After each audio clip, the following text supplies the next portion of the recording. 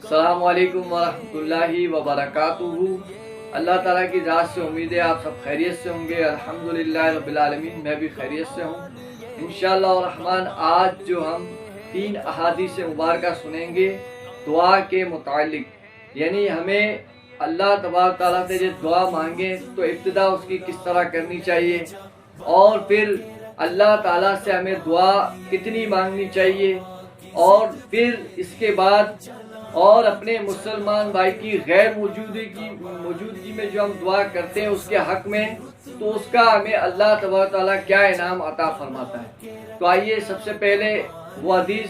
کہ جس میں ہمیں ارشاد فرمایا گیا کہ ہمیں دعا کس طرح مانگنی چاہیے، کہ حضرت عبداللہ بن مسعود رضی اللہ تعالیٰ عنہ سے مروی ہے، انہوں نے کہا کہ جب تم میں سے کوئی شخص مانگنا چاہے تو اللہ کی حمد و ثنا سے ابتدا کرے، یعنی جب بھی دعا مانگے تو پہلے اللہ تعالیٰ کی حمد و ثنا بیان کرے، پھر نبی علیہ الصلوۃ والسلام پر درود پڑھے، پھر اس کے بعد دعا مانگے۔ یہ کامیابی کے لیے زیادہ مناسب ہے۔ یہ حدیث السلسلہ الصحیحہ حدیث نمبر ہے 222۔ لیکن اس حدیث میں ہمیں دعا مانگنے کا طریقہ جو بتایا گیا ہے وہ کیا ہے کہ سب سے پہلے جب ہم دعا مانگیں اللہ تعالیٰ کی ذات سے، تو دعا کی ابتدا میں جو ہم پہلے کیا کریں، اللہ تعالیٰ کی حمد و ثنا بیان کریں، یعنی ہم الحمدللہ رب العالمین کہہ کر جو ہے اس طرح جو ہے دعا کی ابتدا کریں۔ اس کے بعد نبی علیہ الصلوۃ والسلام پر درود پاک پڑھیں، درود پاک پڑھنے کے بعد پھر جو ہے اللہ تعالیٰ کی بارگاہ میں دعا کریں۔ تو یعنی ویسے بھی اگر ہم دعا کرتے ہیں تو وہ بھی قبول ہوتی ہے، لیکن یہ زیادہ کامیابی کے قریب ہے کہ ہم اس طریقے سے دعا مانگیں، اللہ تعالیٰ کی حمد و ثنا کریں، اس کے بعد جو ہے نبی علیہ الصلوۃ والسلام پر درود پاک پڑھیں۔ اور یوں بھی ہو سکتا ہے کہ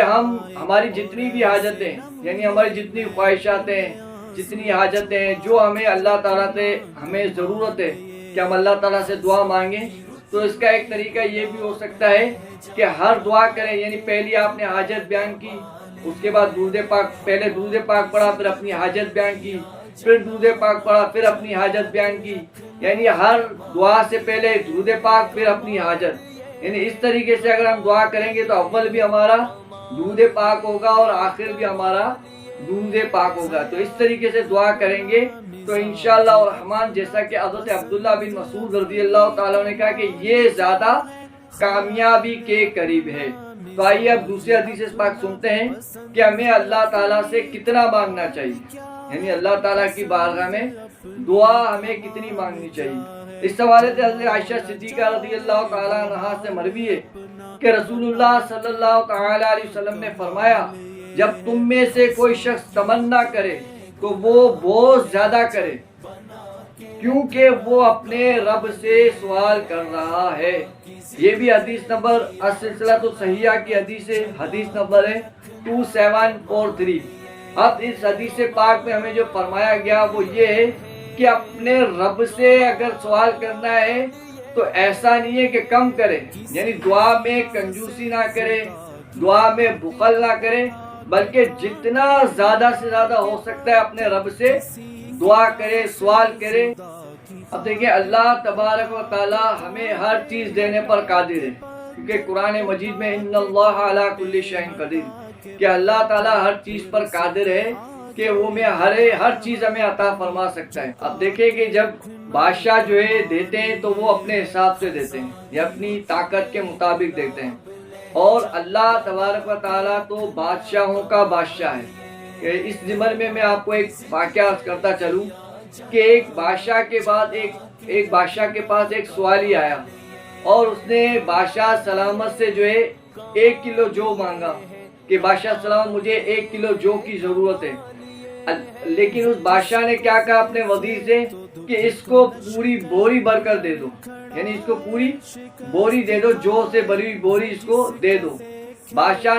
وزیر نے جو اس کو پوری بوری اس سائل کو دے دی۔ سائل جب چلا گیا تو وزیر نے جو ہے بادشاہ سلامت سے عرض کیا کہ بادشاہ سلامت اس نے آپ سے 1 کلو جو مانگا تھا اور آپ نے جو ہے پوری بوری اس کو بھر کر دے دی۔ تو بادشاہ نے ارشاد فرمایا کہ اس سائل نے اپنے مطابق سوال کیا تھا، اس سائل نے اپنی طاقت کے مطابق سوال کیا تھا اور میں بادشاہ ہوں تو میں نے اپنی طاقت کے مطابق اسے دیا ہے۔ تو اس سے پتہ یہ چلا کہ اس واقعے سے ہمیں یہ درس حاصل کرنا چاہیے کہ وہ بادشاہ یعنی دنیاوی بادشاہ جس کو بادشاہ بنایا بھی اللہ تبارک تعالیٰ نے، اور اللہ تعالیٰ جو ہے بادشاہوں کا بادشاہ ہے، تو جب ہم اللہ تعالیٰ سے سوال کریں تو کنجوسی کیوں دکھائیں، بخل کیوں دکھائیں، کہ جتنا زیادہ مانگ سکتے ہیں مانگیں، کہ اللہ تعالیٰ ہمیں ہر چیز دینے پر قادر ہے۔ تو ہمیں بخل نہیں کرنا چاہیے، خوب خوب اللہ تعالیٰ سے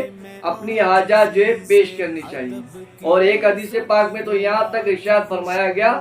کہ اگر آپ کے جوتے کا تسمہ ٹوٹ جائے تو اس کا سوال بھی جو ہے اللہ تبارک تعالیٰ سے کریں۔ جب جوتے میں جو تسمہ ہوتا ہے یعنی ڈوری جو ہوتی ہے وہ ٹوٹ جائے، یعنی اس کے متعلق فرمایا گیا کہ اگر وہ ڈوری بھی ٹوٹ جائے تو اس کا سوال بھی جو ہے ہم اپنے رب سے کریں۔ تو اس طرح پتہ چلا کہ ہمیں ہر عادت جو ہے ہمیں اپنے رب سے جو ہے مانگنی چاہیے۔ اب آئیے تیسری حدیث جس کے متعلق میں نے عرض کیا تھا کہ اپنے بھائی کی غیر موجودگی میں اگر ہم دعا کرتے ہیں تو اللہ تبارک تعالیٰ ہمیں کیا انعام عطا فرماتا ہے۔